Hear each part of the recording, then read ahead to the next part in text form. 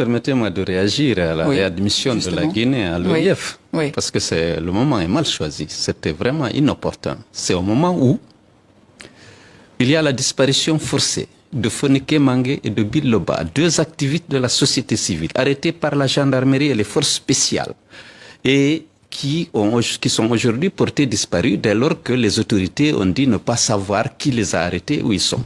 Imaginez dans quel état se trouve leur famille. Tout à fait. C'est au moment où on présente au peuple de Guinée le corps du colonel Célestin, un militaire qui était arrêté depuis 1 an et qu'on disait aussi ne pas savoir où il est.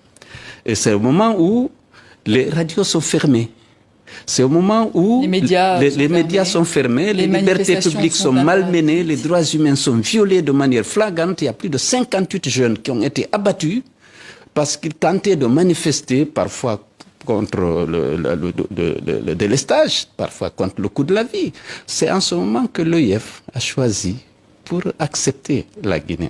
Or, la déclaration de Bamako, qui engage les États membres de l'OIF à respecter un certain nombre de valeurs et de principes, ne permettait pas ce retour en ce moment-là, où, comme je l'ai dit, les droits humains sont violés de manière récurrente et flagrante. Pourtant, Monsieur Cellou Dalein Diallo, vous avez applaudi quand Alpha Condé avait été renversé par Mamadi Doumbouya. Est-ce que vous le regrettez aujourd'hui? Oui, écoutez, avant de regretter, c'est-à-dire c'est les engagements qui avaient été pris par la junte au moment de la prise de pouvoir qu'on a applaudi. Elle s'est engagée à mettre fin à l'instrumentalisation de la justice, au piétinement des droits et libertés des citoyens et à organiser très rapidement des élections pour remettre le pouvoir à un civil que le peuple aurait choisi à travers des élections libre et transparente. Justement, il y a cet avant-projet de la nouvelle constitution qu'on pense. Mais avant ça, aujourd'hui, il faut d'abord savoir que la junte a renié tous ses engagements, y compris, parce qu'il y a eu 3 engagements forts.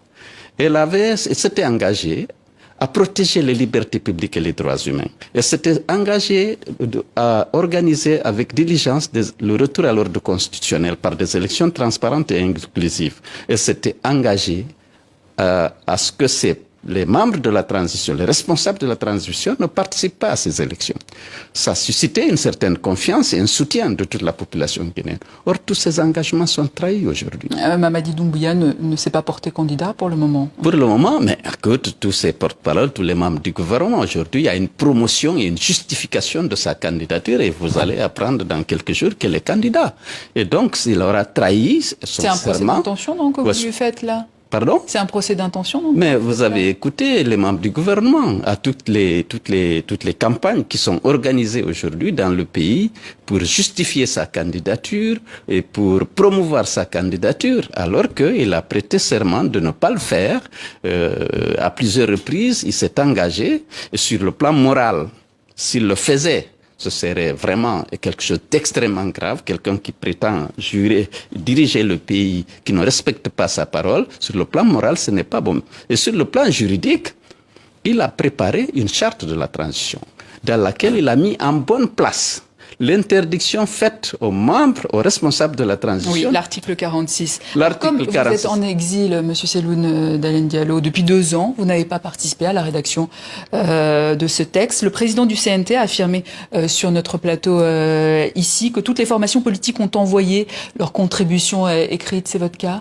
Oui, c'est mon cas. Nous avons envoyé une contribution. Nous nous sommes élevés contre la suppression dans la nouvelle constitution, dans les dispositions transitoires, justement des articles 46, 55 et 65.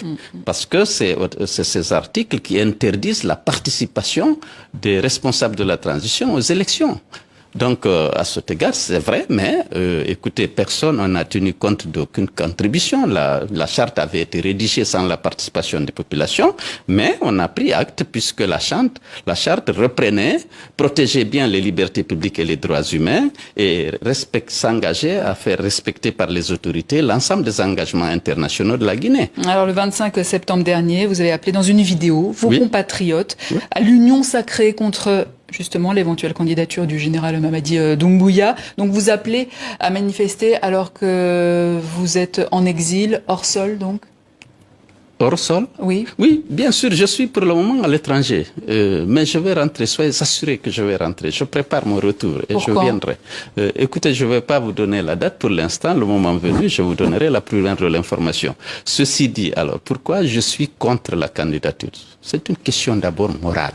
Lorsqu'un homme, librement, s'engage devant le peuple, un officier de l'armée, s'engage à ne pas faire et jure sur une constitution, sur une charte qui interdit sa candidature, il jure de respecter cette charte et de la faire respecter.